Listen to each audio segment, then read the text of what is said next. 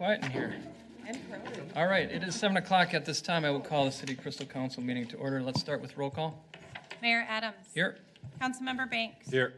Councilmember Budashevsky. Here. Councilmember Cummings. Here. Councilmember Kaiser. Here. Councilmember LaRoche. Here. Councilmember Parsons. Here. We have a quorum. All right, let's rise for the Pledge of Allegiance. I pledge allegiance to the flag of the United States of America and to the republic for which it stands, one nation, under God, indivisible, with liberty and justice for all.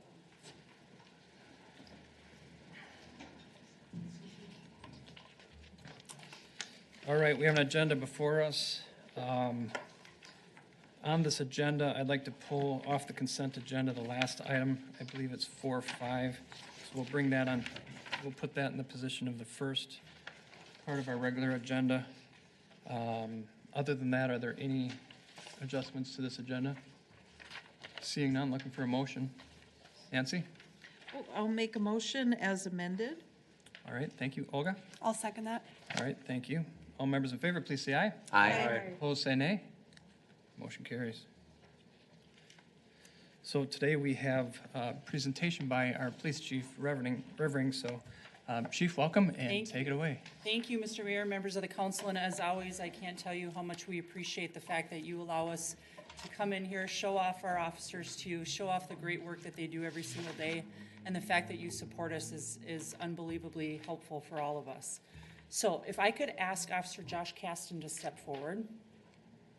We have two officers tonight that have thankfully gotten off their rookie status, and I'm sure they're really excited about that. So it's my honor to introduce you to Josh Caston. He was born in Minneapolis, grew up in the Twin Cities area. He graduated from Prior Lake in 2006 and currently lives in the South Metro. Officer Caston says he decided he wanted to become a police officer because of a number of things he's seen in his life. Although he started thinking about law enforcement at an early age, he graduated high school and held a number of various jobs since then, including his most recent job in sales since 2013. It was after he was the victim of a very serious personal crime in Maryland in 2016 that he described as the final push to enroll in school and pursue a degree in law enforcement field. Officer Caston obtained an associate's degree in law enforcement from Normandale Community College and completed his law enforcement skills program at Hennepin Technical College in May 2021. While working full-time and going to school full-time, Officer Caston also volunteered with the Crystal Police Reserve Unit for a year and served as a community service officer with us for a year and a half. We are very fortunate that he decided to continue his career with us here in Crystal in a dark blue uniform. Officer Caston's references described him as restrained, someone with proper judgment, mixes well with others without prejudice, and a good guy. These are all qualities we look for in officers that are going to join the Crystal team, and he has proven all these traits and so many more during his time here. Please join us in officially congratulating Officer Caston in his promotion to permanent police officer at the Crystal Police Department.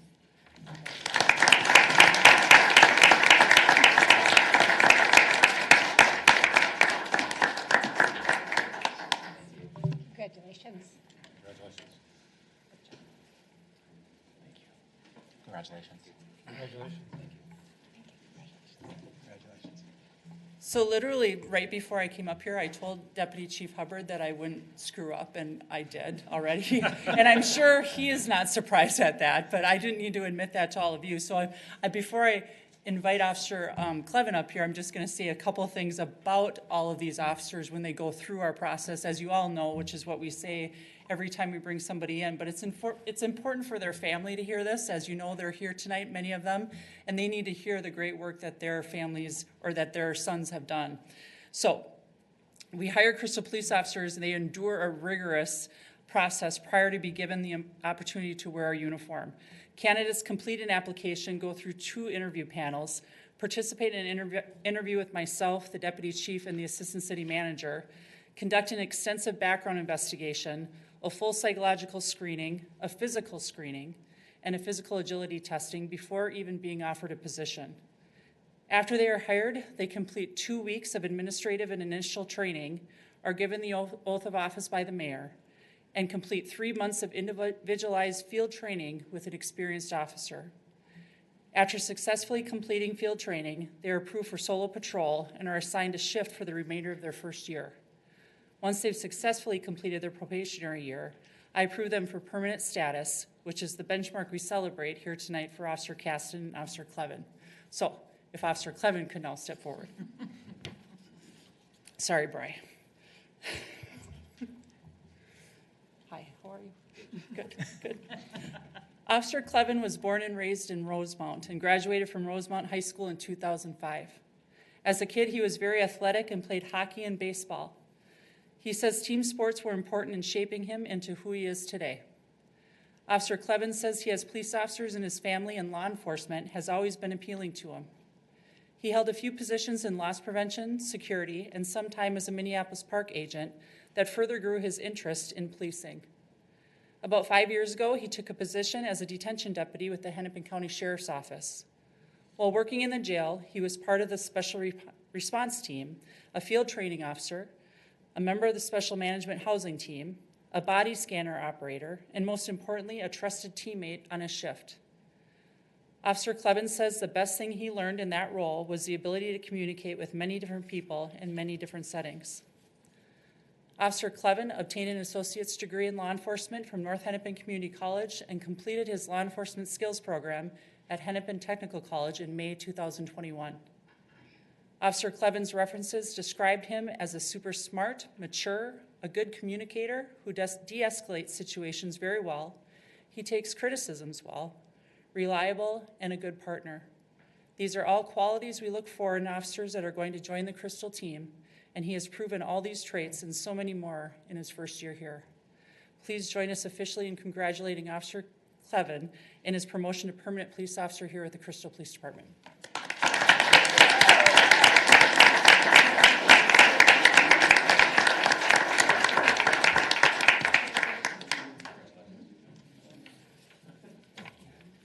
Congratulations. Congratulations.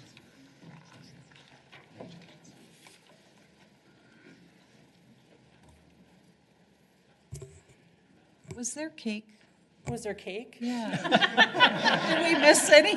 There was cake. I'm sorry, the Good. mayor I just got wanted to cake. make sure you guys got cake. They did. Might have been cupcakes, but I think it was cupcakes. but Works. yeah. Okay, so now Mayor, I just have a couple of awards that I would like to present, if you don't mind, and I will Awesome, hurry because please. I know your night is rather long today. Yep. So if I could have Sergeant Brandon Dorr, Officer Josh Caston, Officer John Beck come up. They are being awarded the Award of Merit tonight. On February 21st, 2022, officers were dispatched to a 911 hang-up. Officer Josh Caston was first on scene and located a male standing in the middle of the road, holding a rifle and a large kitchen knife. The male was yelling, and Officer Caston recognized the male was experiencing some kind of mental emergency. Officer Caston immediately backed his squad up to create distance between himself and the male. He exited his squad and used it as cover while trying to make verbal contact with the male, who was incoherently yelling and screaming. Officer Caston was trying to reason with the male and asked him to put the gun and knife down. Sergeant Brandon Dorr and Officer John Beck arrived on scene, blocking both sides of the road, and the officers formed a plan to safely and successfully get the male detained. As they were developing their plan, the male began cutting his own neck. Officers successfully used a bunker and deployed less lethal, causing him to go to his knees and drop both weapons. The officers quickly took him into custody and sent him to the hospital for mental evaluation and treatment. Oh, that's the wrong. I probably shouldn't go on and talk about Officer Clevin. This is why Brian numbered them for me, but then when I reprinted them, I didn't number them. Yep, okay. Here's why they're getting the award. You just heard all of that, and this is what the award is, which is the Award of Merit. It's presented to the department personnel for an extraordinary act, achievement, or accomplishment during the performance of their duties, and is being presented to Sergeant Brandon Dorr and Officers Josh Caston and John Beck for excellently using their training and experience along with good communication to handle this fast-moving, high-stress situation towards a positive outcome.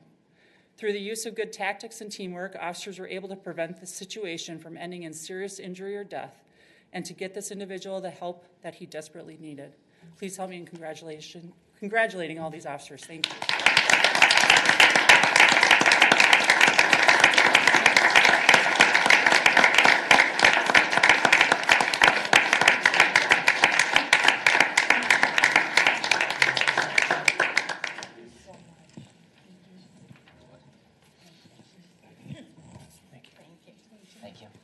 Thank you. Thank you. Nice work. Good job. Thank you. Oops. Mr. Mayor, I have one more. All right. If Officer Jeff Clevin could step up. Jeff is being awarded the Life Saving Award tonight. On February 9th, 2022, officers were dispatched to a private residence for a possible overdose. Officer Jeff Clevin arrived on scene and located a 25-year-old female unconscious with a witness performing CPR on the victim. He was told the female may have overdosed on oxycodone. Officer Clevin checked the female and found she had a pulse but was not breathing. He administered Narcan to the female and provided rescue breathing for her. After a few minutes of emergency care, the female woke up, began breathing, and vomited. After a few additional minutes, the female was able to stand and walk to the ambulance, where she was transported to the hospital for evaluation and stabilization. The Crystal Police Department Life Saving Award is presented to department personnel who save a human life in imminent danger of death through the application of medical efforts, and is being presented to Officer Jeff Clevin for his quick actions during this medical emergency. Congratulations.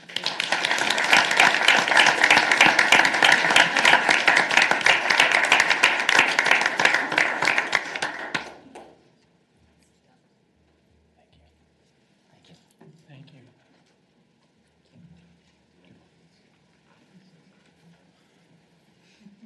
Mr. Mayor and members of the council, if I could just say one more time how much we appreciate the fact that families are here tonight to honor these officers. It's important to have the support from family members and friends. So again, we can't thank you enough for your continued support of our police department, and thank you for allowing me to be here tonight. Thank you, Chief. Thank you.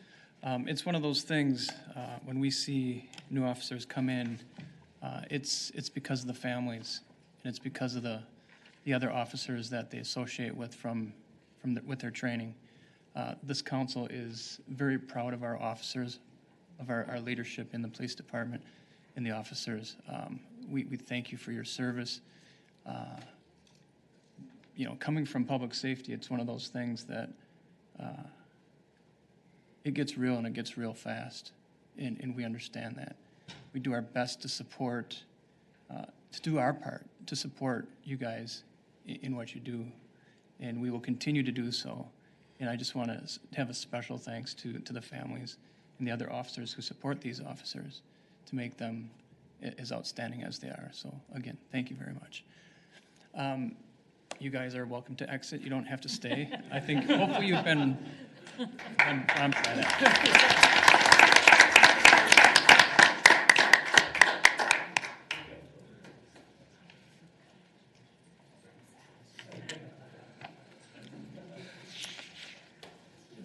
All right, we're going to roll along to our consent agenda. I will read that into the record as we're transitioning.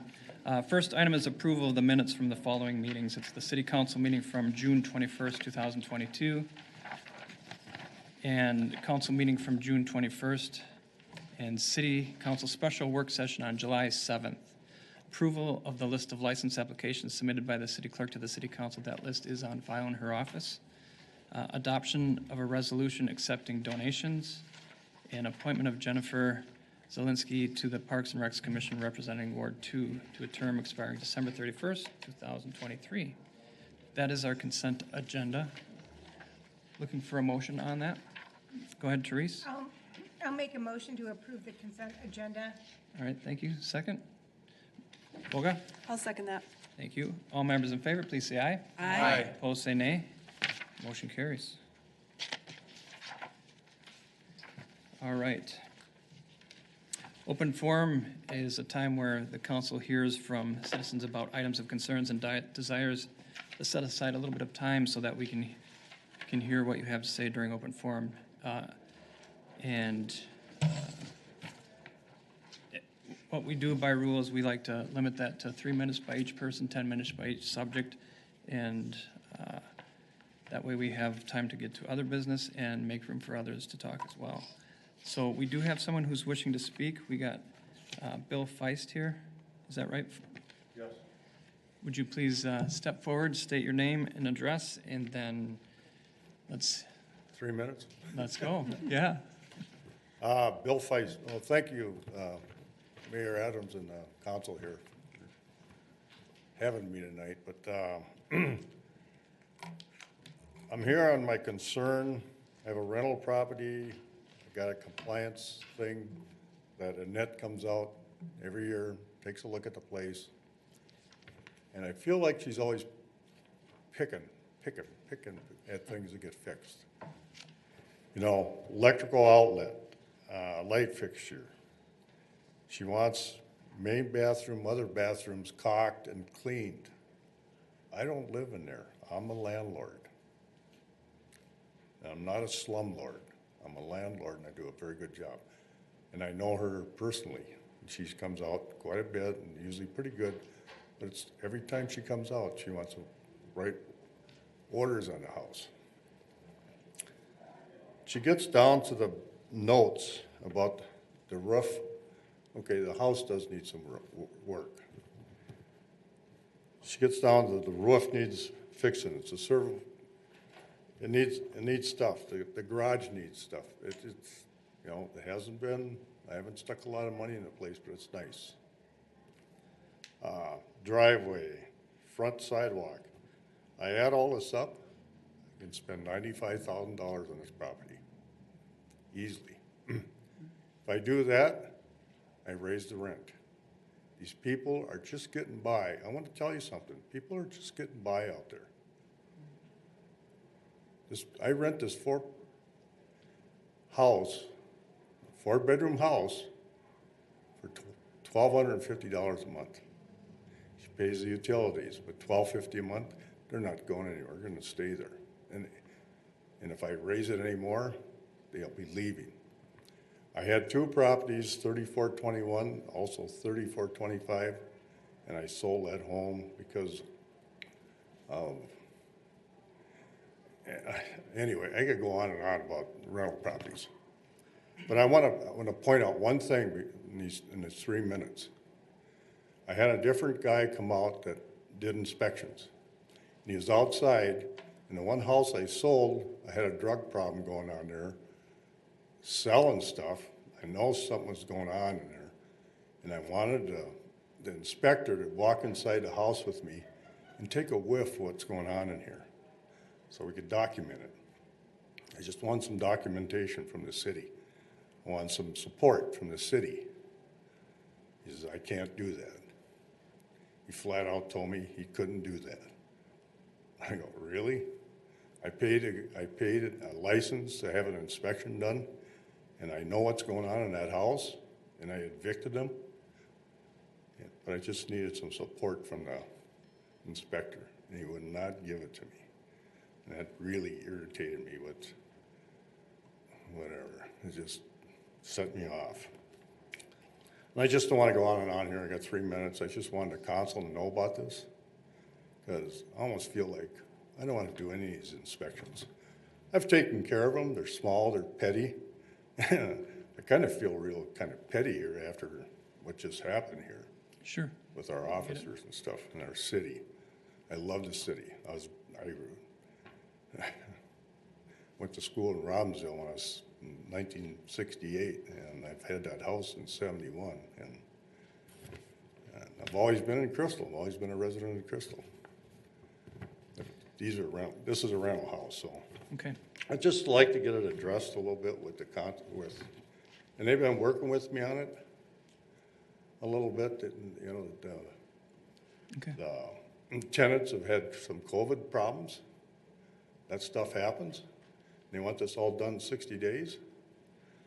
And then also trying to find somebody to take care of this Okay. these things is a tough deal nowadays, so, anyway. So I hear you. I hear you loud and clear. I have some properties as well. Thank you for your comments. Okay. Appreciate it. Thank you. Thank you. If you're interested, I think there's some opportunity to have some conversation. I want to look at it closer offline. Okay. Our goal is not to cause a $95,000 bill to our landlords.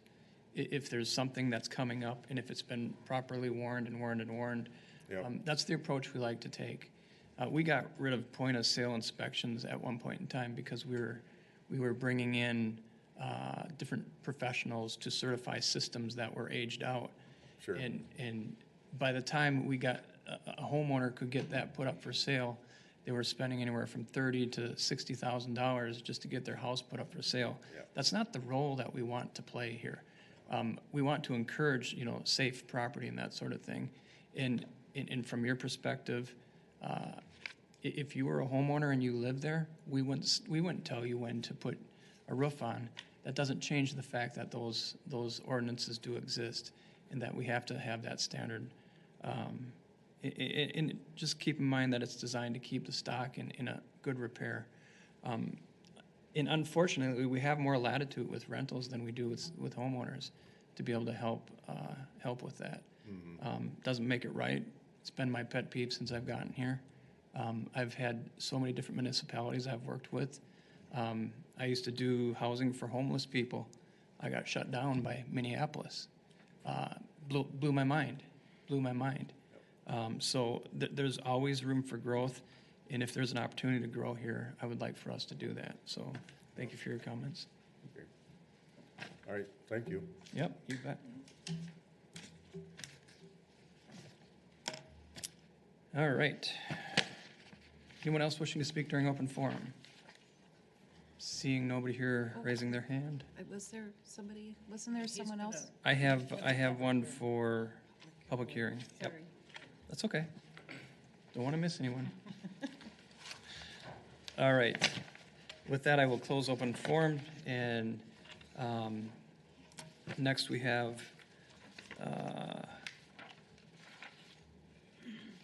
a public hearing coming up. Our city clerk, Chrissy Cerise, is here to address the council and kind of inform us on what's going on here. Welcome. Thank you, Mayor and Council. Good evening. Ron and Miken Thompson have applied for a new off-sale liquor license to do business as the Wine Thief and Ale Jail at 3600 Douglas Drive. Staff has reviewed the application documents and background checks have been completed. Notice of tonight's public hearing was published in the Star Tribune's July 9th paper, July 14th Sun Post, as well as posted on Nextdoor in the 4 surrounding neighborhoods. One written comment was received opposing approval of the license, which you have received a copy of. Staff is recommending approval of the off-sale liquor license for the business. Ron and Miken are here in attendance tonight if the council has any questions. And that concludes my report. Happy to answer any questions. Okay. Thank you. Questions for Chrissy? No questions. All right, I'm going to take a second here and take a look at that letter. Oh, you got a question? Go ahead. Well, just a question for Ron and Megan, if they would care to. Yeah, please step forward. Sure, sorry.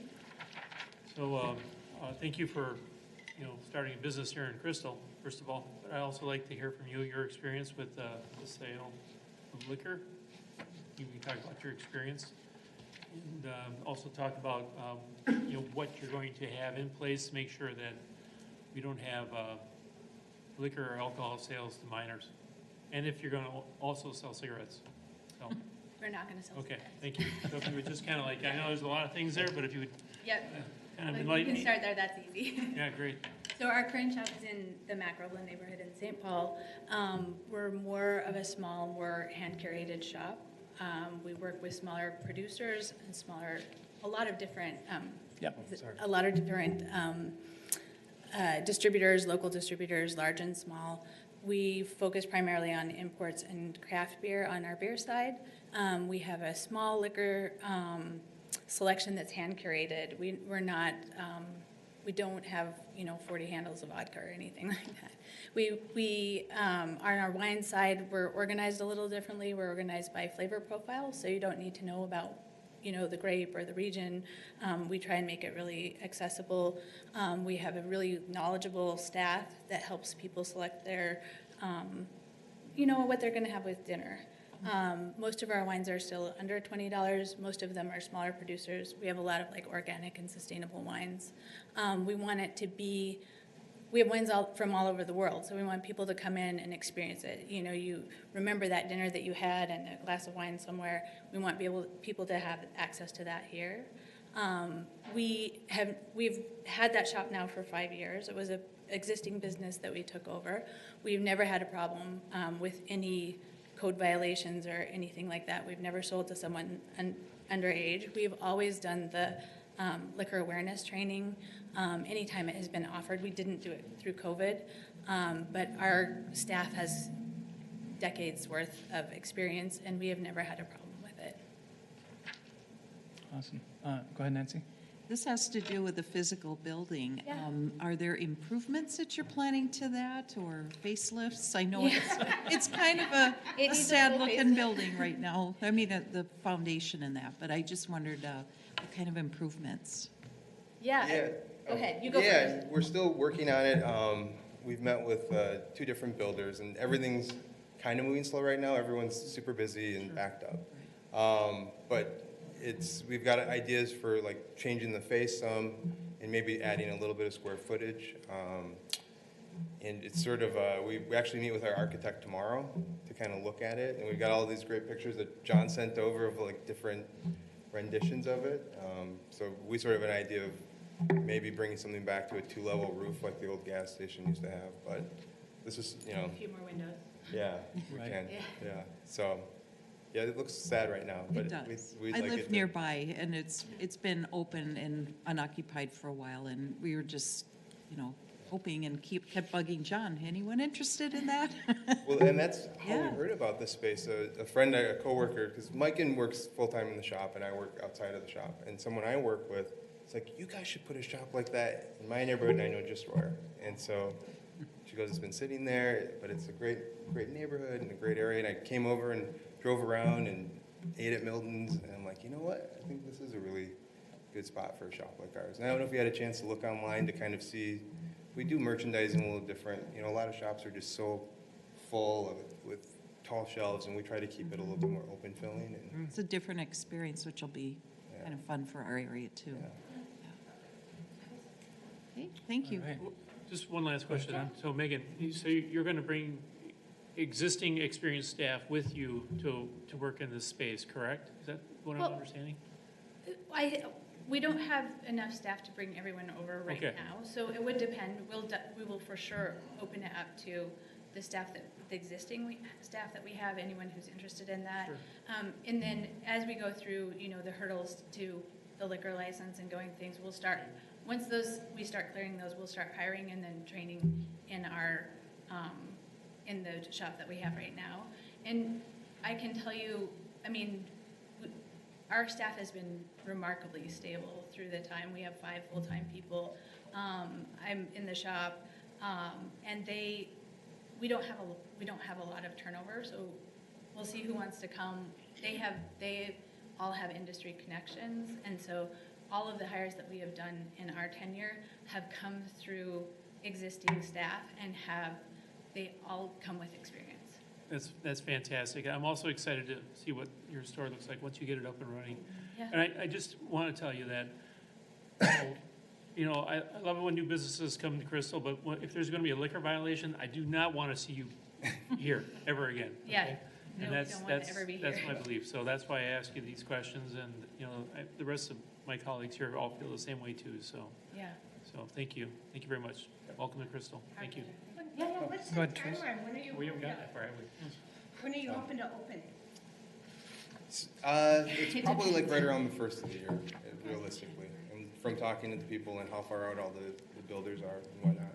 Okay, well, congratulations. I'm thrilled something is going to tickle for that ugly pizza. It's been empty too long, so It's- congratulations. And it's growing into a really nice community section here. The variety of businesses, it's a very successful little mall area. So we're looking at someday down the road doing some improvements to that visually, to that area too. John probably mentioned some of that to you down the road. He mentioned sort of a facade Yeah. program. Yeah.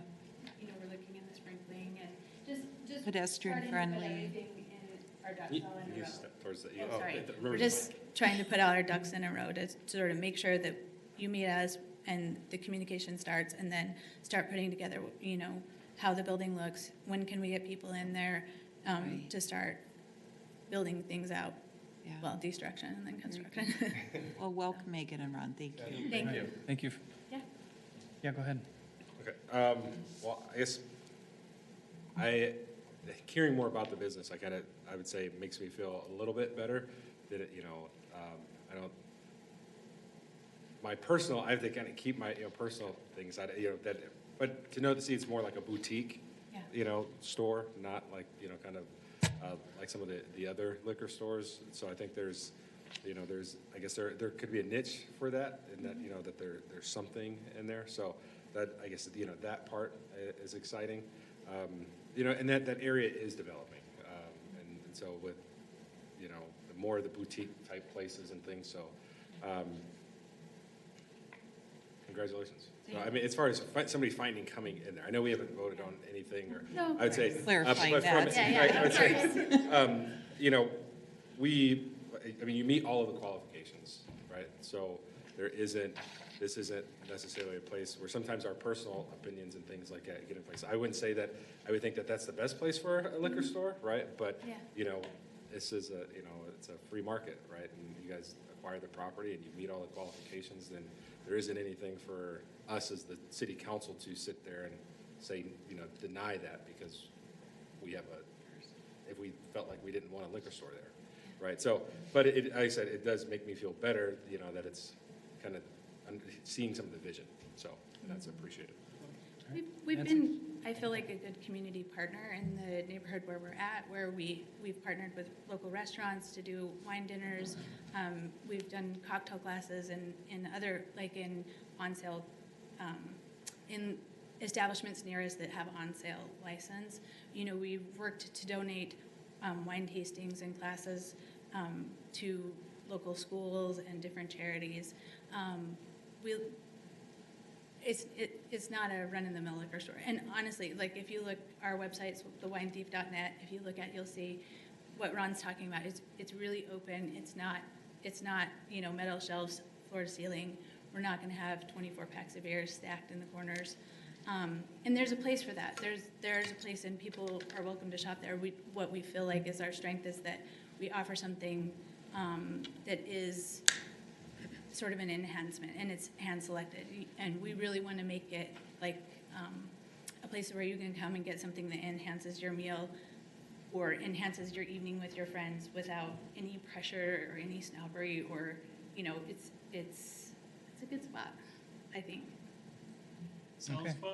fun. Just a creative question. How'd you come up with the name? I'll be really honest, actually, we bought this, our existing shop from a family who Ron and the wife of the previous family were friends, and that's how we came to it when they were selling it. They actually named it. A wine thief is actually a tool, and it's in winemaking, it looks like kind of a giant turkey baster, and you put it into the barrel. That's what the winemaker pulls out, is the wine to taste, and so it's called a wine thief. So originally, the ale jail part had just been a small shelf with craft beer as the craft beer movement grew.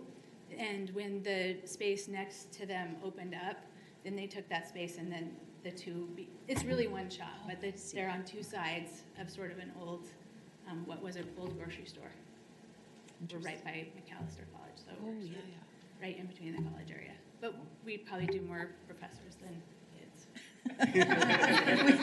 Good call. Yeah. Okay, thank you. Yeah. Do you do any bottling at all? Bottling. Bottling of wine, like kits or anything? We don't have a winery license. Our understanding, and is that, it's all off sale. In the future, from a sustainability thing, it would be wonderful to have an idea where people could bring a wine bottle in and fill it and then reuse it, just from an environmental standpoint. Right now, the law doesn't support that, so we have some small alternative packaging, but for the most part, it's prepackaged, 750 bottles for wine. Okay. Very good. Motion? I'll make a motion, sure. Let me find the, Oh, we're in public hearing. oh, yeah, can't do that yet. Can I sit down? All right. Thank you. Thank you. Yep, Thank you. Thank you, Ann. Appreciate that. We do have one person in the public hearing who would wish to speak. Sabian Peterson.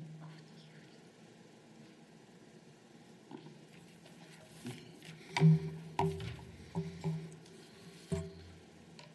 you please give it to Krista? All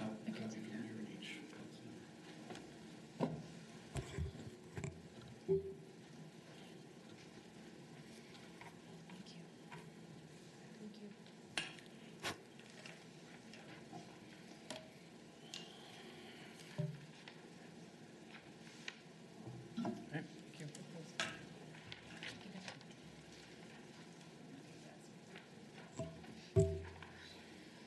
Thank you, Mr. Mayor and members of the council. My name is Sabin Peterson. I live at 3656 Douglas Drive North. I am essentially on the opposite corner, the north corner of the location for the proposed liquor establishment. I'm here today to oppose the license application of the Wine Thief and Ale Jail, proposed to be located at 3600 North Douglas Drive. Well, to Council Members Banks' point, the applicants appear to be eligible for a license under the city code. I believe under city code section 1000.17, the location is ineligible for a license. Specifically under subsection E, I believe issuance of a license at this location would adversely affect the public health, safety, or welfare. And I believe the adverse effects of a liquor store at this location come from the increased risk in crime and the increased risk of vehicular and pedestrian safety. Abundant research shows that increased liquor store density brings increased violent crime. The article abstract I've provided from the journal Alcoholism, Clinical and Experimental Research notes there are overwhelming data supporting the association between alcohol outlet density and violent crime. It concludes each 10% increase in alcohol outlet access was associated with a 4.2% increase in violent crime exposure. In a residential neighborhood, that's an unacceptable adverse effect to public health, safety, or welfare, as contemplated by City Code Section 1000.17 sub E. On the map I've provided, existing liquor stores are highlighted in pink and the proposed location in green. There's an existing liquor store within about 6 blocks in every direction of the proposed location. Now, what's important is the nature of the location of the existing liquor store locations. They're in highly visible shopping locations. 3 are strip malls or strip mall-like locations, and I'm referring to Cub. In the Adair liquor store is on a highly visible corner. Each of those locations has ready, safe traffic and pedestrian access on and off the premises. The proposed location is not that. The 3600 Douglas site is nestled into its location with residences immediately to the north and to the east. A liquor store at that location will not have the visibility like all the other locations, and a liquor store at this location with a corresponding lack of visibility is far more susceptible to criminal activity than liquor stores in high visibility areas such as the strip mall or the highly visible Adair liquor store on 42nd. Second, the intersection at 36th and Douglas is very busy and no stranger to serious accidents, traffic accidents. It's an intersection that frequently is used hourly by responding emergency vehicles with lights and sirens going through there. And I'm talking police, fire, and ambulances. Adding a high-traffic retail liquor establishment to that location would significantly compound traffic and pedestrian risks at that location. I expect most customers to enter the premises by making either a left or right turn off 36, resulting in a lot more crossing traffic at that location. It will be dangerous. As a footnote, and some of you know this, when it snows, the westbound approach to Douglas on 36th can be dangerously slippery, at least for a while. A busy retail establishment with cars going in and out right there is a formula for people to be hurt. I'm sure a traffic engineer would confirm these dangers of that business at that location. In conclusion, I really don't think there could be disagreement that the issuing of a retail liquor license at 3600 Douglas Drive North would adversely affect public health, safety, or welfare as provided in City Code Section 1000.17 sub E. As such, this location is ineligible for the requested license under that under that code section and must be denied. All right. Thank you, Sabian.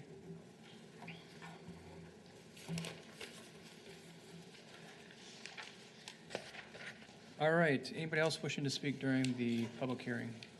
Looking for anybody else wishing to speak? Seeing nobody approach, we'll close the public hearing.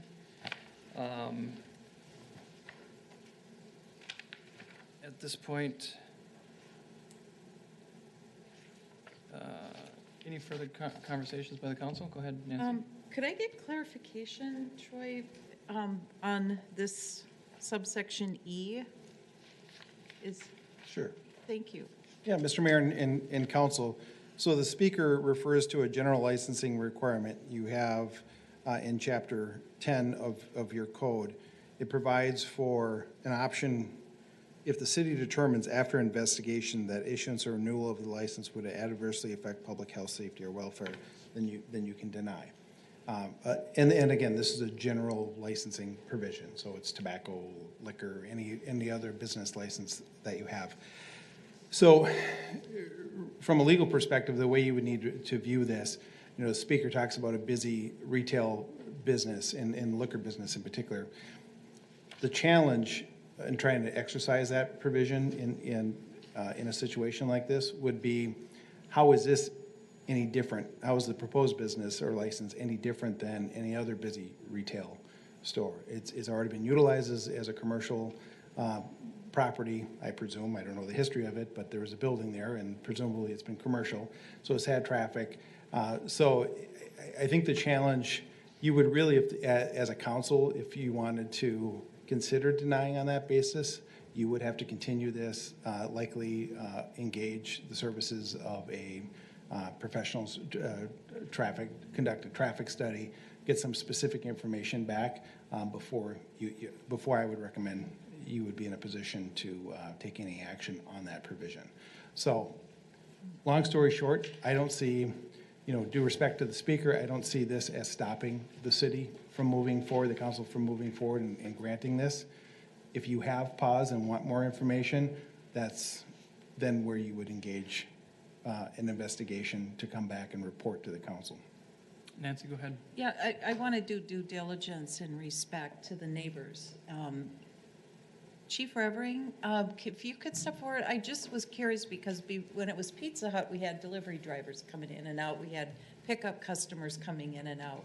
And you being a neighbor and seeing that too, I'm trying to compare level of business traffic, any issues with that. Yeah, Mr. Mayor, members of the council, actually, Mark Ray and I were just discussing that, and that is one of the things that we did bring up, to my understanding, to the potential owners is reconfiguring and redesigning the parking lot where they would only be able to come out and have access onto Douglas Drive.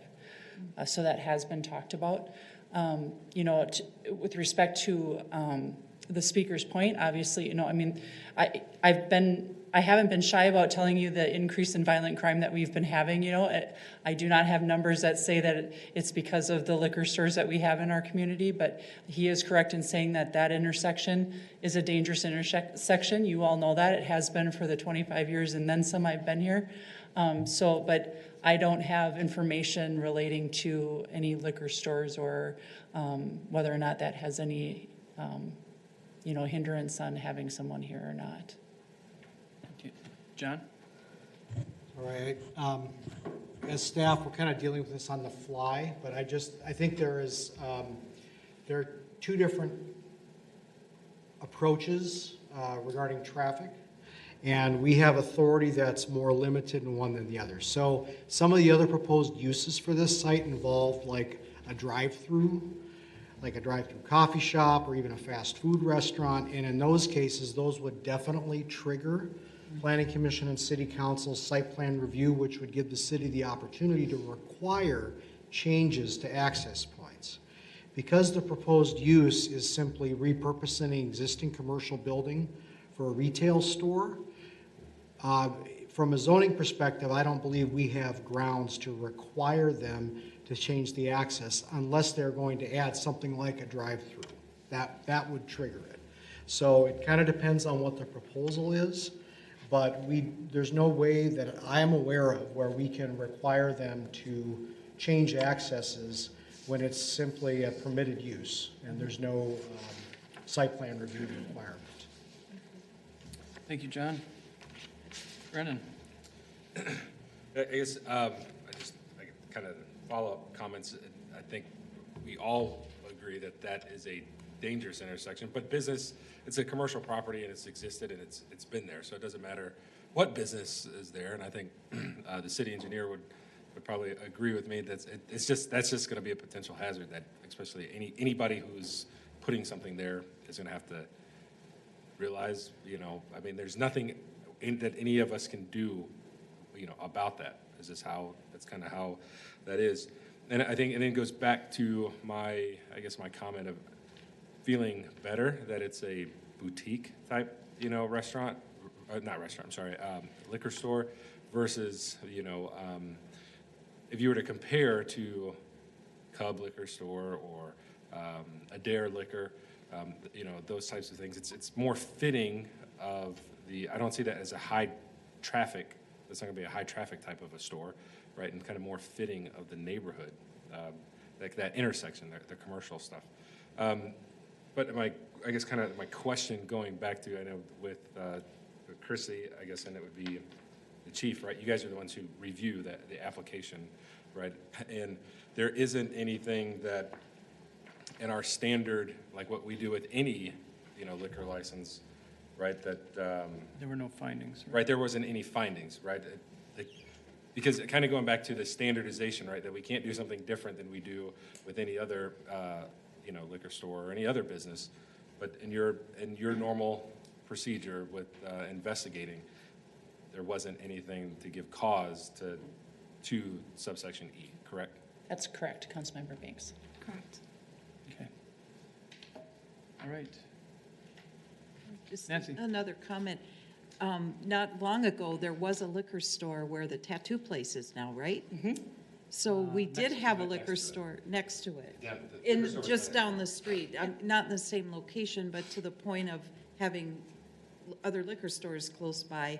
That was the case when that liquor store was there, which was more of the garden variety liquor store, not more boutique like your facility would be.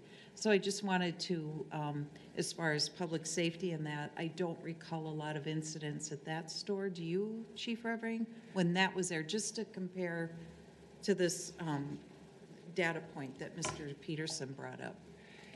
Yeah, I mean, it's difficult for me to say yes or no, right, without having any numbers in front of me or addresses. And like I said earlier, Councilmember LaRoche, to compare whether or not violent crime has to do with liquor stores or not, I have no idea, right? I'm just going to be blatantly honest. Anecdotally, I Right. don't recall issues, because I live very close by too, right off 34th, and I don't recall issues with that when that store was there.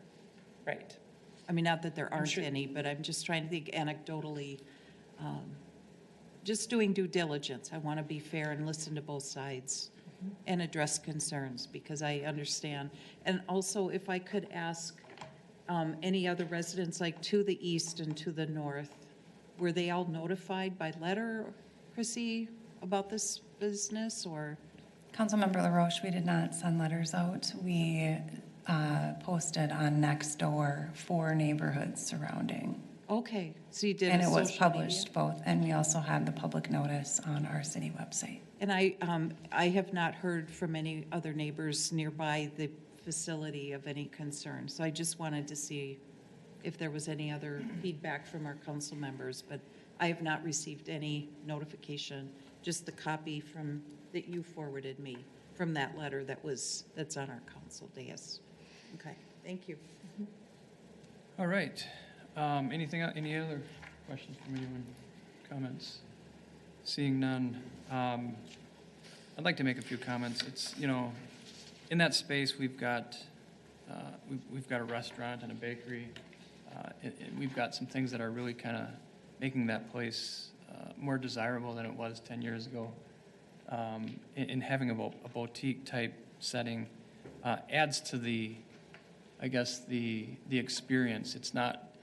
It takes that intersection and it makes it more of an experience with a boutique shop like this. I mean, I could see someone going to Milton's and then after eating dinner, wandering back and perusing some of the wine and whatnot, for part of their evening activities. To me, I think that is an incredibly positive thing for Crystal. I think it's something that we should really be embracing. When it comes to liquor stores, my gosh, everybody knows I run sober houses for alcoholics and addicts. Do I want to promote alcohol? Of course I don't. But at the same time, not everybody is an alcoholic and an addict. In living in a society that we live in, we get to make big boy, big girl choices as adults. And I see this type of facility to be something that's extremely positive for an evening experience, and I fully support it. I would even go further in some of our other discussions as we move into trying to create these spaces in Crystal that are really attractive to all kinds of people, just kind of existing and spending some time in Crystal socially. I hope that we can do some things like to improve those types of places, whether it be in our park system, whether it be in other business areas. I think there's a lot of opportunity that we haven't explored yet, and I look forward to us exploring some of those opportunities as we move forward with some of our planning. Unless there's any other comments, I would like to make a motion to approve the, where am I? Off-sale liquor license? The off-sale liquor license. Thank you. And for the Wine Thief and Hale Jail located at 3600. Looking for a second on that item. Go ahead, John.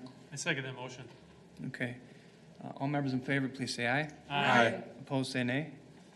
Motion carries. Congratulations. Welcome to Crystal. I look forward to seeing what you guys do here. It's exciting to see something different. When it comes to liquor stores, I meant to mention this too. On the north side of Crystal, we had a plethora of liquor stores, if you recall, being brand new, put in place. Obviously, to the point where Crystal could not sustain that many liquor stores. Well, guess what happened? Some of them went out of business, and they're not here anymore. That's okay. That's market taking care of itself. I'm looking forward to what the market does with this, so thank you. All right. Now we will move on to the regular agenda. The regular agenda, we have pulled something off of our consent agenda. It was item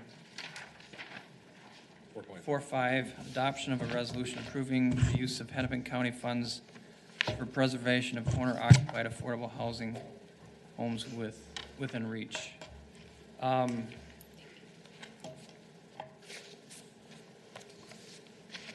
I do not support this at all. Do you have a presentation first and then? I don't know if there's a presentation to be had. I'm sure staff could speak to it. But is there any staff members that would like to speak towards it? Go ahead. Thank you, Mr. Mayor, council members. I don't have a slideshow, but it's This is simply a case where Hennepin County is providing funds to a nonprofit that creates affordable housing through, or preserves affordable housing through what's called the land trust model. It basically removes the value of the land from the price equation, and then they basically own the land so that the improvements to the land can be sold over time and resold to income qualified households, because that portion of the value, the land portion, is not part of the purchase price, essentially. Whether or not you agree with that approach, the resolution is on your agenda simply because the county is proposing to assist this nonprofit financially, and county policy is that they will not provide assistance in any given city unless that city council adopts a resolution with the language in the resolution before you that simply says that you approve the use of county funds in your jurisdiction, but specifically says that the city is not providing any financial support and the city is not endorsing the project. Those words, are equivalent words, are in the resolution. So this is simply, Hennepin County has a requirement for city approval before they spend money in our city, and they are asking for that approval and only that approval. I know there are differences of opinion about the viability or the worthwhileness of the land trust model. I share some of those, certainly, but that's not what the resolution is talking about. What do you mean it's not what they're talking about? Simply that it specifically says, nothing in this resolution is intended to endorse the merits of the project. That's the last therefore clause in the resolution. Okay. That's actually in the county's model language for the resolution, because they know they created the requirement for city approval for them to spend money in the city, but they know that not all cities will support the land trust model, so they put that in their model resolution to sort of neutralize that issue, and it is what it is. Okay. So they have some self-awareness. Got it. That's correct, yeah. That's exactly right. You know, this came up, my gosh, 8 years ago? Something like this, where we had an organization who wanted to come in and do the same thing. And, you know, I had never heard of it before. And the way it was described, it rang very true to some of the real estate training that I'd gone through. And in the real estate training was, it was a way to, it was called yank the land. And what real estate investors would do is they would yank the land, they would disconnect it from the improvements on the lot. So they would own the lot, the land itself, but they would sell the house, which is exactly the same philosophy that we're talking about here. And the advantage from an investment standpoint is that you now own this land and you can rent it to whoever owns that house into perpetuity. You don't have to deal with tenants, you don't have to deal with legal. There was an awful lot of really upsides about just owning the land.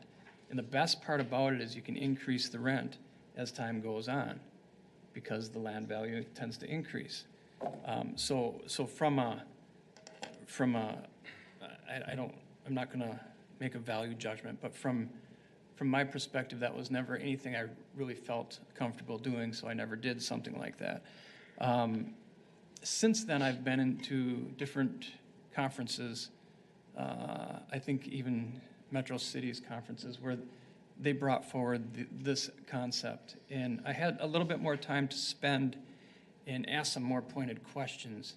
And the goal is to bring and create affordable housing for people and to get them into a place where they can someday get into their own home. And I like the idea, I like the method. I've done work in getting people into permanent housing and helping them get from, whether it be homelessness or whatever, into their own property. And I've had success in that role, having people actually buy their own homes on the retail market. So when I ask those pointed questions and I was able to get some answers in how it actually helped them get into a house. Well, when you look at the advantages, it pointed to promoting this program. And the trust continues to grow because they're able to take some proceeds that they get from yanking the land and buy more houses. So it's a self-perpetuating, using public money to create this trust that yanks the land with the premise that it's going to help people get into property. But the problem is, when you own just the improvements on top of that property, you only get the appreciation on the improvements. You don't get the appreciation on the land. So a certain portion of that, at the end of the day, it doesn't give them the appreciation they need to step into home ownership as it is in the traditional sense. And from my perspective, it is a roundabout way of taking property from the public sector and putting in, or excuse me, from the private sector and putting it into the public sector. I don't support this in any way, shape, or form, and I don't think I want our city to be in this business. Well, excuse me, I don't know if this exactly follows that, you know, it's basically, it's a program that's run by Hennepin County, in which they are looking for other ways in which they're trying to promote affordable housing to people who maybe, you know, right on the margin in terms of being able to own their own home, which is, you know, great. I think everybody should own their own home.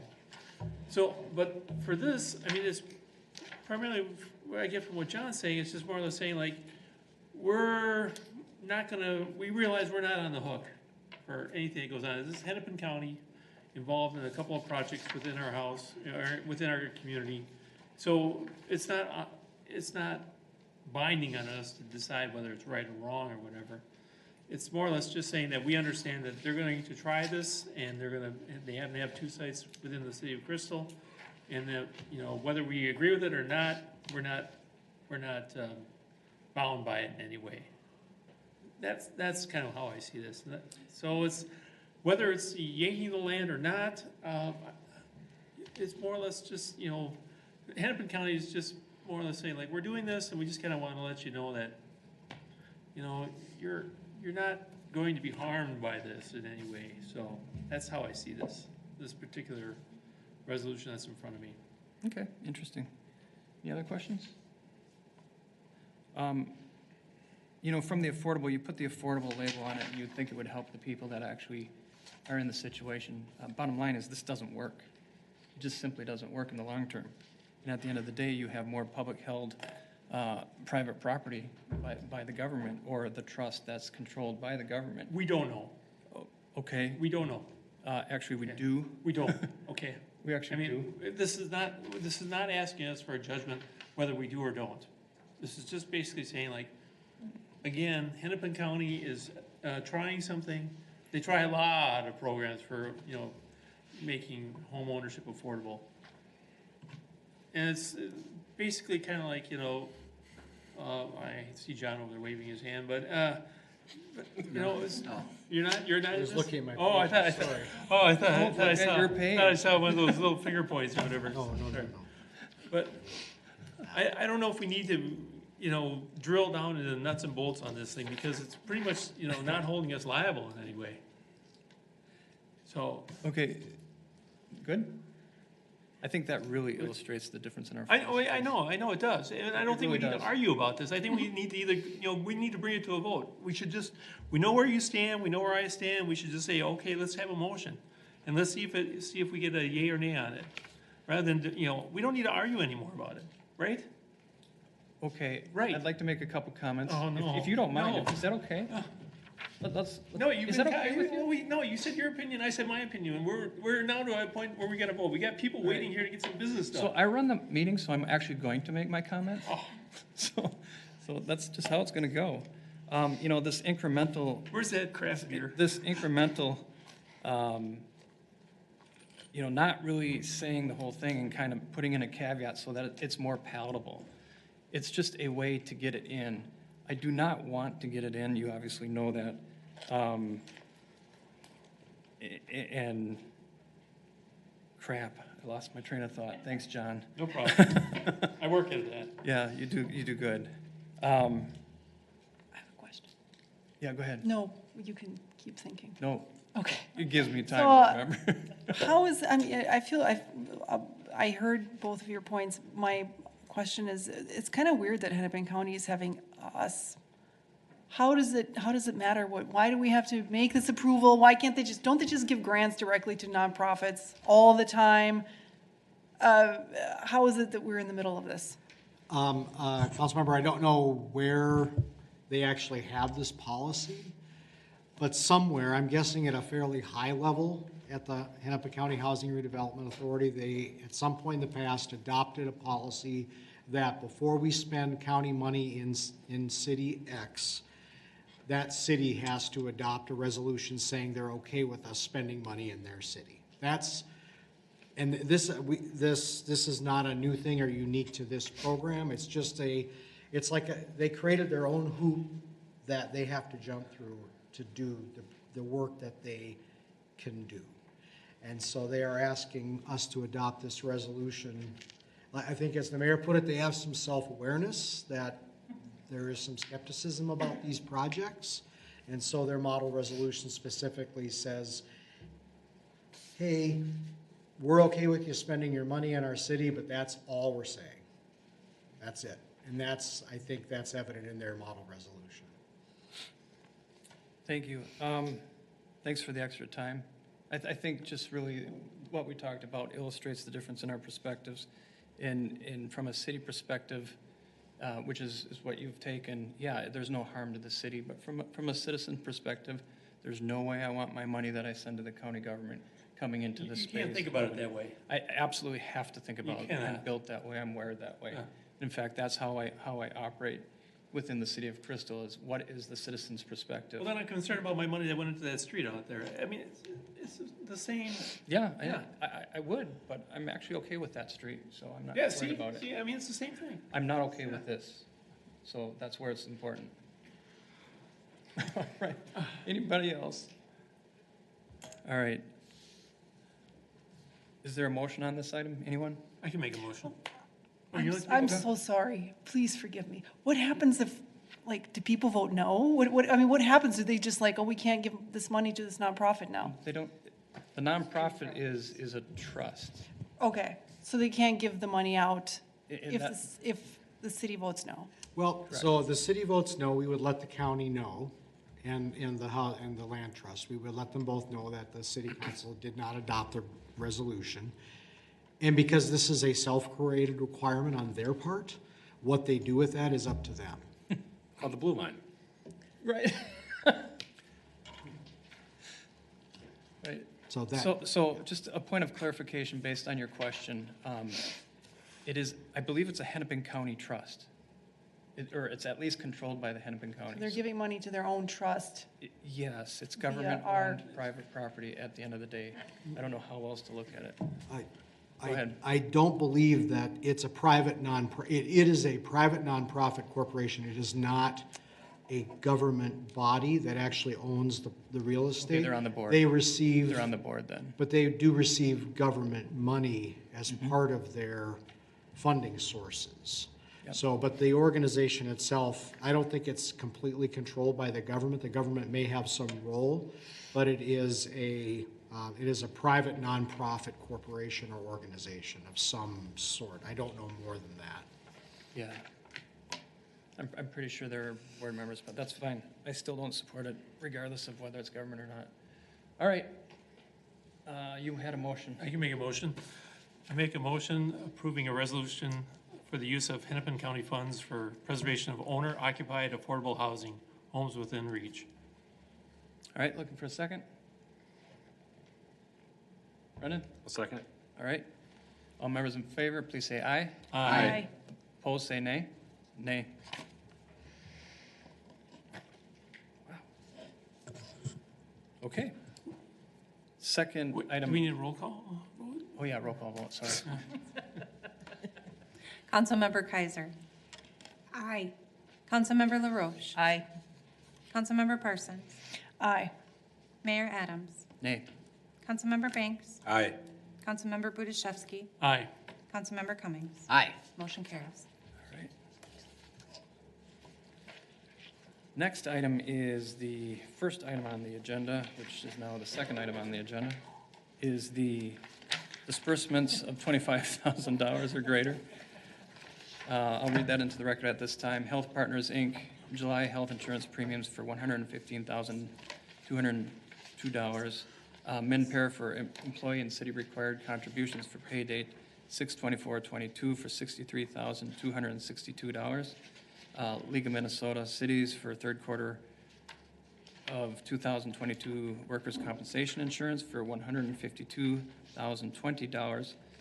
Total Control Systems, Inc., utility lift station fiber project for Maryland Lift Station, $27,364. West Metro Fire Rescue District June contribution for $113,656. Center for the Energy and Environment Home Improvement Loan Grant Program for $33,130. Construction Systems, Inc. for new police station project costs, $59,346. Golden Valley Joint Water Commission May water cost for $115,902.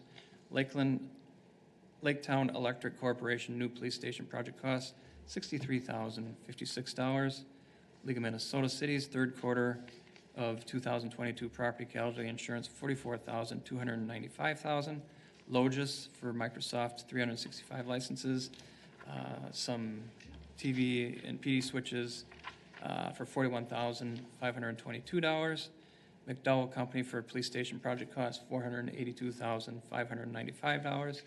Met Council wastewater services for July, $142,050. Mullen Concrete for police station costs, $191,920. Northland Concrete and Masonry for police station project costs, $38,836. Northwest Asphalt police costs, $131,408. RTL Construction police costs, $67,381. Construction System Inc. for police project costs, $27,201. Kendall Door and Hardware new police station project cost, $110,684. Kraus Anderson Construction Company new police station construction management costs, $67,645. Mansfield Oil Company fuel for city fleet, $34,966. MinPair for pay date 7/8/22, $62,397. McDowell Company for project costs, police project costs, $421,804. Minger Construction Companies for Orchard Pipe Rehab Project, $34,054. Multiple Concept Interiors for police station costs, $51,925. Park Construction Company for 2022 mill and overlay project number 2, $196,812. RTL Construction new police station costs, $264,063.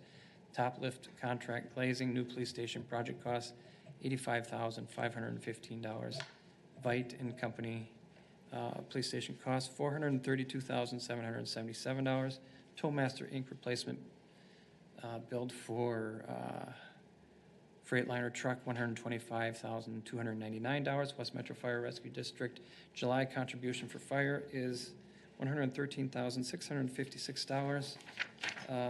Total disbursements $25,000 or greater is $2,890,443.59. Are there any questions on any of these items? Is that it for building costs? Oh, gosh, no. Oh, wait, it's going on for a long time. Just a quick kind of question. I'm assuming this is longer because we only have like one official meeting this month, or is it just because of the police station stuff? Both. Okay. Both. I mean, look at how many police stations. Yeah. It's a little bit of both. Cool. Yeah, both. Okay.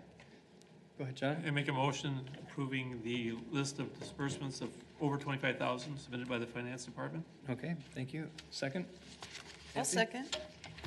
Okay, thank you. Last chance for questions. Seeing none. All members in favor, please say aye. Aye. Opposed, say nay. Motion carries.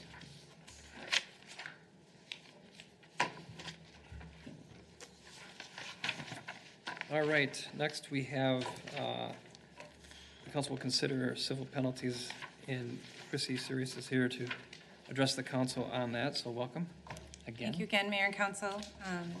The Police Department conducted compliance checks in late 2021. As a result, Clever Liquor did not pass and sold alcohol to an underage person. The employee of the business has pleaded guilty to the offense. Notice of the violation was mailed to the licensee on July 7th. This is considered a first violation for the licensee.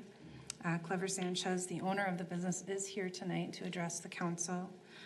Consistent with the civil penalties schedule established by the council, staff is recommending a $500 fine and a one-day license suspension. And that concludes my report. All Happy to right. answer any questions. Thank you. Any questions for Chrissy on this one? Go ahead, Brendan. Memo says 750. Yes. Correct. You said 500. Did I? I said 500? Yeah. Yep. My apologies. 750. Thank you. I got my hearing aids are working. So. No, thank you, Councilmember Banks. I meant 750. Okay. All right, any other questions? All right. Hold on, gotta get to the right page.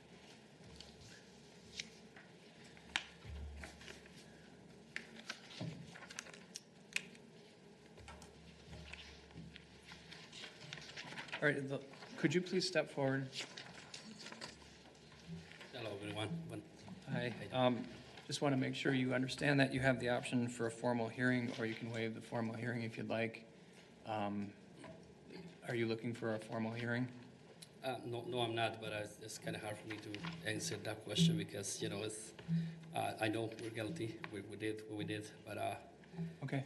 I don't want to make any excuses, but I did have to travel for an emergency to Ecuador. I wasn't here today, you know, but I mean, I don't want to make any excuses. I just want to apologize for what happened and just talk a little bit about me. And before I opened the liquor store, I did work 9 years as a bartender and server, and I did have 3 times, you know, where the police will come and check if we serve alcohol, and I pass all of it. So there's nothing in my record at all. I do have the training and everything, and I can do more training again if we ever gonna have any employees, because I know my wife needs to get some training too, but she knows as well. So I apologize for that. All right, any questions for him? Well, first of all, we do offer training through the city as well, so, I mean, certainly, you know, you can work with us on that. And then, secondly, this, you know, I realize you're apologizing for a first offense, and it should be the first and only offense ever. And if it does happen again, it only ramps up from there, and it would adversely affect your business. You know, you'd be shut down for a lot longer period than just one day, so. I apologize. Yep. So. Any other questions from the council? Yeah, go ahead. Are we going, because in the procedure, right, I don't want to get out of order. We have no hearing. So we're at the comment? So we're in the conversation mode. We're welcome to ask him questions. Okay. What steps are you taking to ensure that this doesn't happen again? Trainings, more training. You know, I take care of the liquor store. I did have 3 times training, so that never happened with me in the past or anything. But of course, if we ever gonna hire employees, which the person who did this is very close to the family, it was just helping me out. But I did explain here, of course, it wasn't a training. But if we ever hire employees, which we're kind of getting at a point, we will do some trainings for everybody. Nancy? How long has Clever Liquor been in business? We opened in August 8, 2020. Okay. Yeah, so Okay, we've almost been, 2 years. It's gonna be 2 years in next month. Okay, thank you.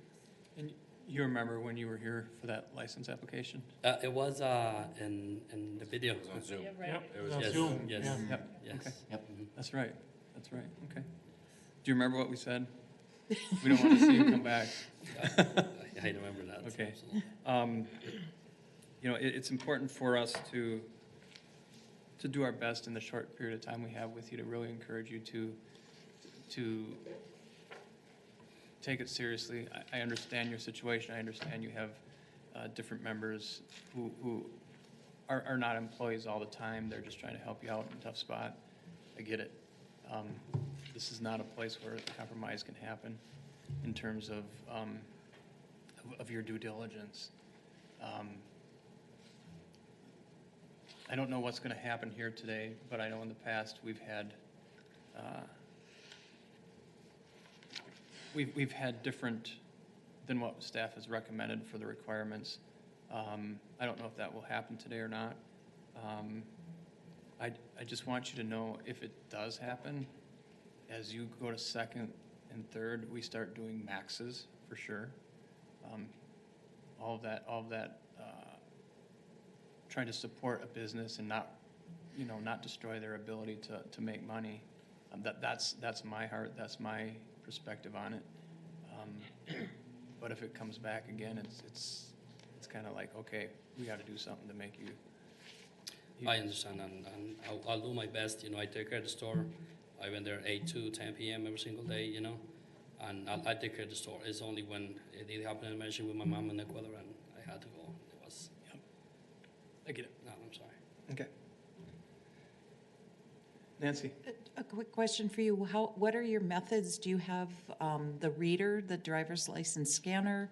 Do you have technology to assist you with checking? I don't have the scanner, but I do have kind of calendar which told me what dates. Sure. But anything over 2001, then I kind of have to be careful with it. Okay. 2000 is very much okay, Right. But then I did have some trainings. Like I said, I did work for Marriott Hotel in Brooklyn Park for 6 years. I did work in Seven Estate House for 4 years as well in the past, and for a Sheraton Hotel in Minneapolis. So it happened 3 times. It was me. I passed the test all the time. But they offer you like a bunch of trainings. It was trainings every, I think it was 3 months or it was 6 months. So I did have several trainings over there. So Okay. about this. And we really appreciate that you're here to discuss this. Yeah, I did cancel a trip because I found being here is very important. Yes, thank you. Show my face to you guys. Okay. Is that employee still working for you?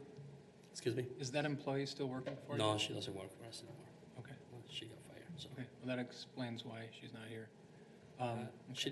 She did have she played guilty in the court. She apologized to us, to the court. Sure. So. Okay. Well, I thank you for coming in. Awesome. Anybody else? Nope. Can you make a motion? I think I've consistently supported just the fine and not the license suspension for the first, first offense. And I know the second offense carries how many days suspension? 3 days. 3 day suspension. So I'm more likely to support a full 3 day suspension than for second time. So, but in light of that, I was wondering if I could make a motion for that. Yep, you sure can.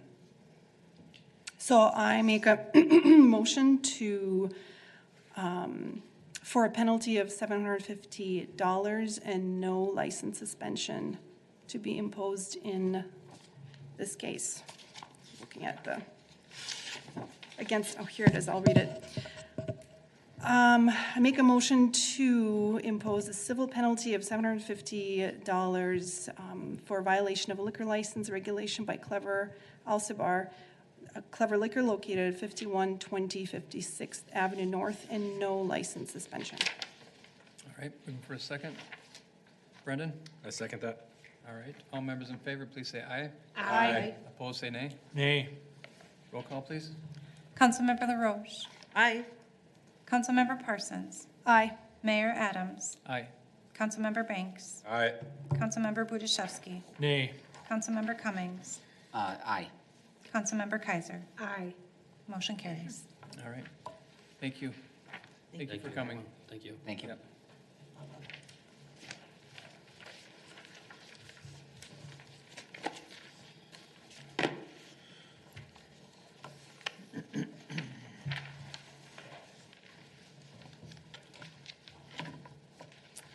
All right, Chrissy is here to address the tobacco license regulation issue with Big Louie's.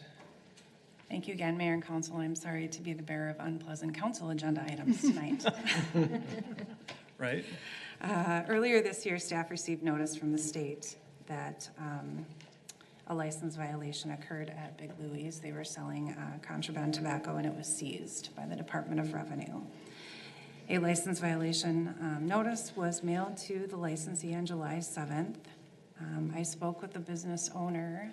The business owner has told me yesterday that they have stopped selling tobacco and will no longer sell tobacco, and was unable to attend to the meeting, and so they have provided an admission of tobacco license violation and a hearing waiver, which you have received. And they have provided some additional information about the circumstances and their practices. The city staff is recommending a $750 fine and a one-day license suspension. Because this is unusual, because they would no longer be selling tobacco in the future. Previously, a very long time ago, a licensee had a similar situation, and there was an imposition of a license suspension. So if they ever decided to sell tobacco again, that would qualify.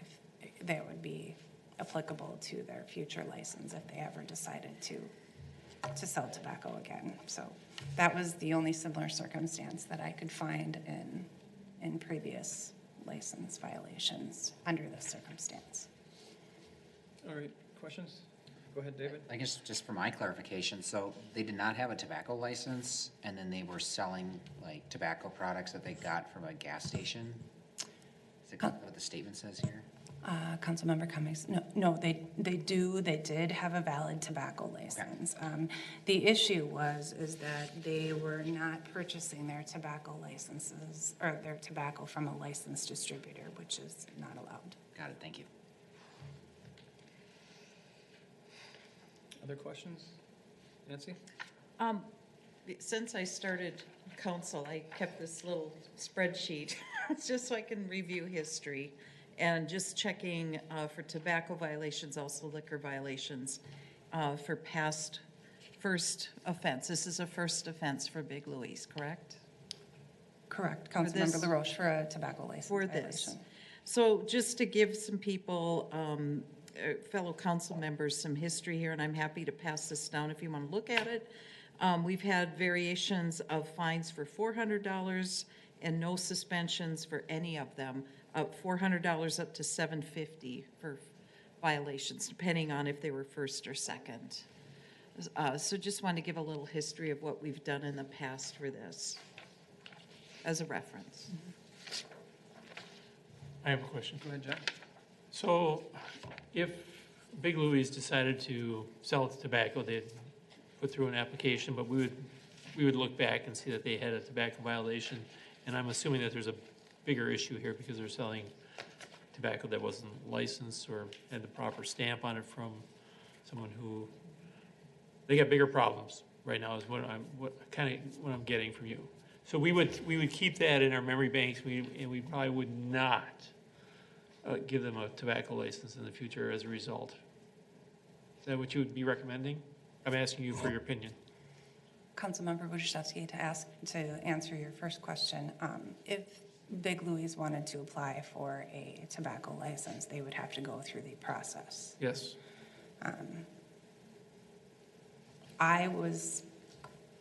The example that I was providing was based on a council decision that was made to a previous licensee who no longer sold tobacco. So because a suspension would be moot at this time, right, because there wouldn't be, because this licensee is no longer selling tobacco, the council could add something to the motion to the effect that if the licensee wants to apply for a tobacco license in the future again, that a suspension would be applicable should they decide to do that, is what I was trying to explain. Okay, I was thinking maybe you were like looking towards something, we just deny them of, having that license in the future. Why create a bigger headache for ourselves? That would be up to the council to decide that. Yeah, so I would get the big stipend. Okay. So I have a question. Why were there reasons provided as to why they were buying from a gas station and reselling? Is it because they just were not having a big turnover? I'm thinking of like restaurants that run to, I mean, this is not the same comparison, but like some people just run out to Olmsted's and buy like whatever they need at some restaurant because Olmsted's has it and they just need a little bit of it. So how does this work? Were they buying from gas station and not a wholesaler? Is there any way to determine that or ascertain that? Councilmember Parsons, that's an excellent question. I do not know the reason for that. It is part of the licensing requirement. It is part of the Department of Revenue and our state law that they need to buy from a licensed distributor. In my conversation with the licensee, however, he did express that he was not aware of that. However, That this was happening. I think this is the first time Same. that Yeah, I've never seen has this ever, before. yeah. You know, I don't care where they bought it from, wherever they bought it from, obviously wasn't following the rules, otherwise there'd be a tax stamp on it. So it's clearly nefarious from the get-go, whether it was them or not. It's just, it was in their possession and they had to go that route, one way or another, so. Go ahead, John. So do you like my idea saying that, you know, just charge them $750 and don't bother ever applying for a tobacco license again? Well, I don't think it's our role right now to make that decision if they apply again. I think it's that council's We decision. at that time, we would, you know, talk about that conversation and. Yeah, because quite frankly, for a first violation, we don't have that option. That's true. We can always, but as we seem to adjust, you know, our penalties, I mean, we can certainly add it to our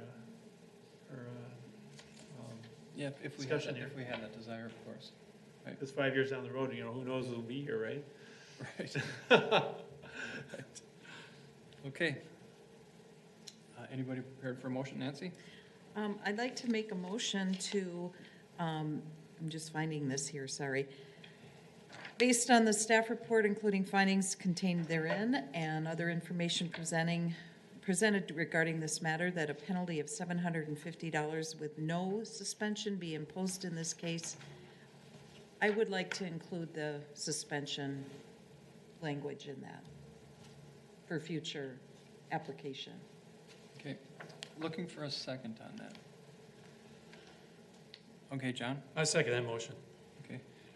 Before we go to vote, I would like to just make a comment about that. I'm inclined not to do this in suspension, just because over time, it just gives staff less things to keep track of. From an administrative point of view, I think it's, if they're not going to have the license, just do the fee and then deal with them on the other side if that's where they go. Any other thoughts? Mr. Mayor? Sure.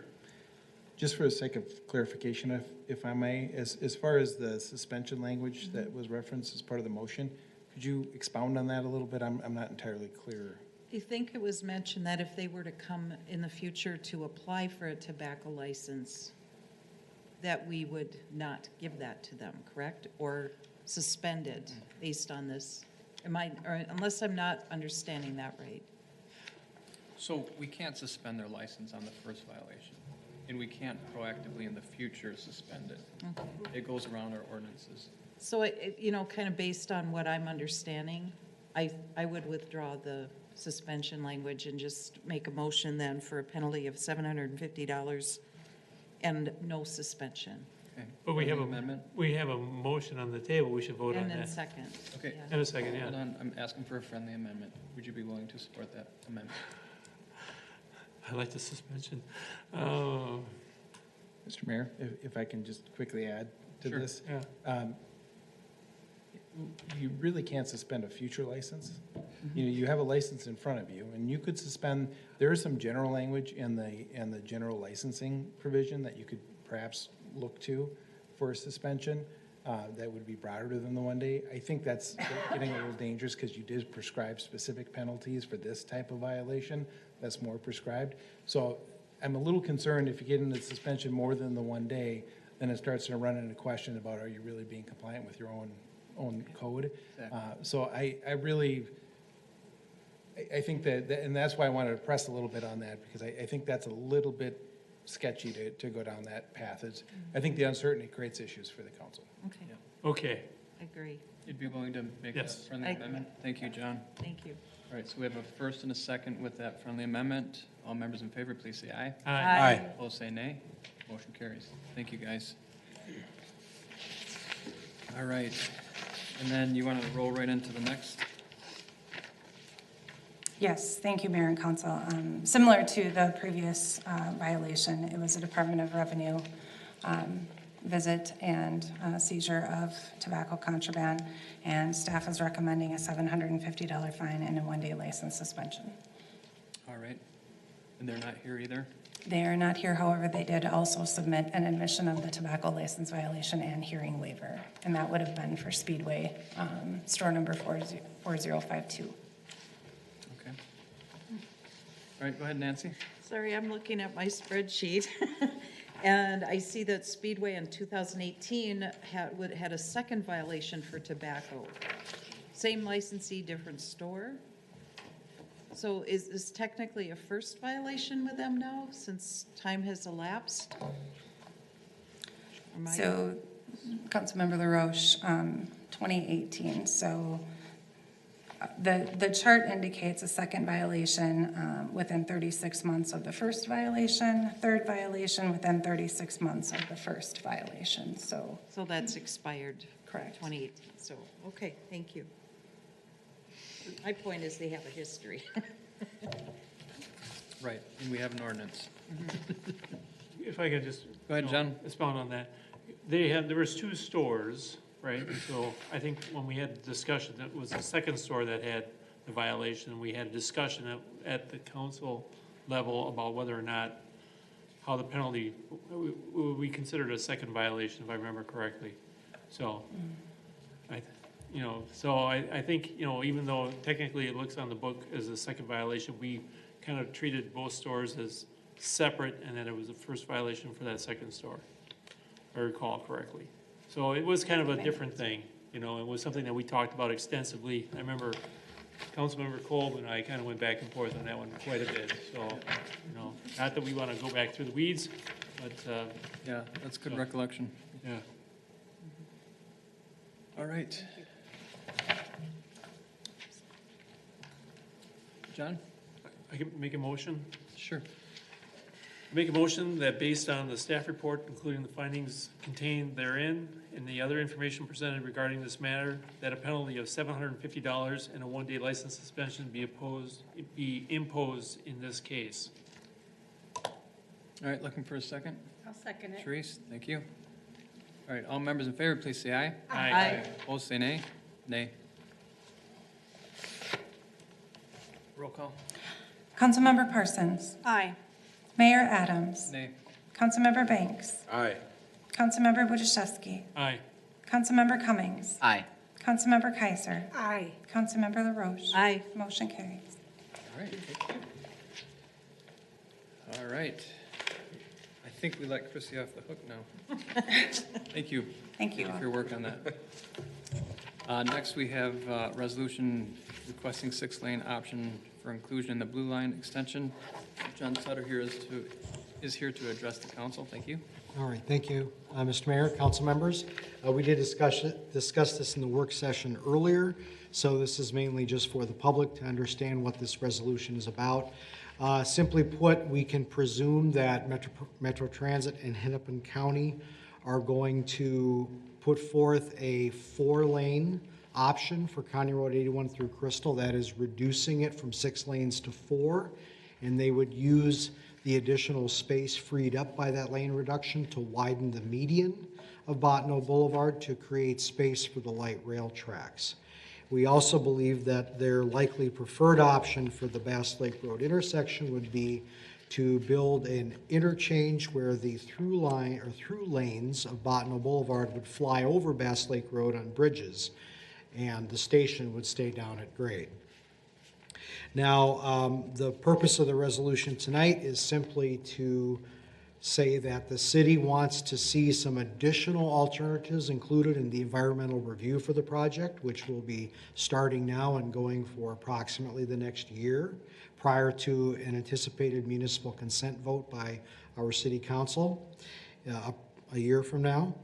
And those additional options that we are asking be included in the environmental review are a no-build option, which is basically no light rail transit, keeping the roadway as it exists today.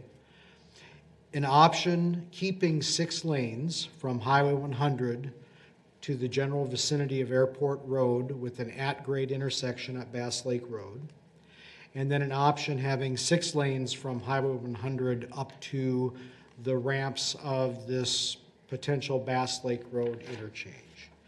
Now, it's important to note that this resolution does not express the city council's belief that one of these alternatives is better than the other or better than Metro Transit Hennepin County's preferred alternative, because there's a variation of opinion in the community and on the council, of course, to reflecting that.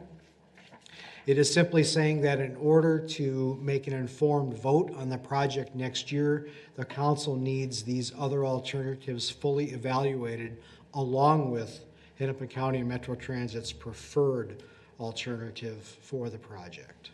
So with that, I'd be happy to answer any questions. Questions for John?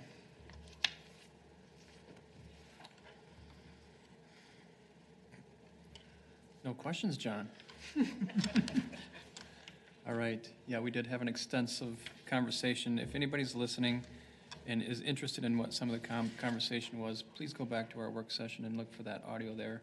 I think you'll get a lot of insight in terms of what the council thinks and whatnot. So anybody interested in a motion? John? I'll make the motion for a request for inclusion of alternatives in the environmental review for the Metro Blue Line extension. All right, thank you. Looking for a second. Olga? I'll second that. All right, all members in favor, please say aye. Aye. Opposed, say nay. Motion carries. Yay, concrete. Oh, sorry. All right, Mark Ray is here for Yay Concrete. This is a pretty straightforward, fun project to end the evening on. I was trying to make a good concrete pun, but you totally stole it. We do this project every year, spot concrete replacement throughout the city, sidewalk panels, curb sections. There's money in the budget for it. We open quotes. We only got one. It's actually fairly common because we don't put this project out to quote till later because it's water main breaks. It's stuff that broke over the winter. Like, we don't have it packaged nicely until later. So this is, unfortunately, is not necessarily uncommon for us, but it's still under budget, which is always exciting. I'm not going to go through this, but you can just see it's a whole bunch of random spots throughout the city. So, yay. Motion for you is to approve the resolution authorizing the contract for the 2022 concrete repair project. Questions from the council? Go ahead, David. My question was, I noticed most of them are county roads. I guess my assumption would have been they would do the maintenance on that, but is the maintenance our part? You know what they say about making assumptions? That's wrong. You're welcome. No, so they don't. The sidewalks are ours. Congratulations. And actually what a lot of these are, if you're out tootling around, you're going to see there's square vaults in the concrete. So those are the old communications between the traffic signals for loops. The county doesn't use them anymore, and we absolutely destroy sidewalk machines because they're square. We hit them with our plow blade edges, and then we break things, and sometimes people get hurt. So because the sidewalks are ours, we're tearing them out and just making them sidewalk sections. So that's what you're seeing a lot of, is getting rid of those old metal objects in the sidewalk. All right. Nancy? Hopefully we have an aggregate of approval here. Sorry. Aggregate. I really stretched for that. Sorry. Maybe a partial credit on that one. The delirium. Partial credit and the delirium. All right, how about a motion? Someone? That's what I was. Okay, I'm there you sorry. go. That was my lead-in, and it was a flop, so I apologize. And I totally lost it. Here we go. I'd like to make a motion to adopt the following resolution authorizing the contract for the 2022 concrete repair project. great form. Thank you. All right. See what I did there? Yeah. That's better. That's great. David? I second that. All right. Everyone in favor, please say aye. Aye. Opposed, say nay. Motion carries. All right, City Council holds special work session Monday, July 19th. July 20th. That's tomorrow at 6:30 PM in the chambers at City Hall. There will be another work session on Thursday, July 21st at 7 PM here at the Crystal Chambers. Both of those are available via Zoom as well. Crystal Frolics is Thursday through Sunday, July 28th through the 31st at Welcome Park, and Friday and Saturday night at Becker Park. That would be the 29th and 30th. Night to night is August 2nd. To host a block party, be sure to visit our website and get your neighborhood registered for that.